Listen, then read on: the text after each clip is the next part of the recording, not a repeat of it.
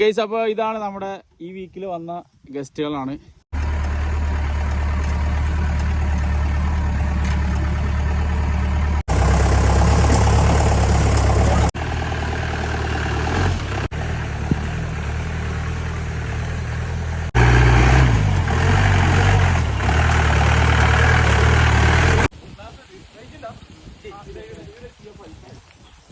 അപ്പോൾ ഇവരുടെ അഭിപ്രായം എന്താണെന്ന് നമുക്ക് ചോദിക്കാം.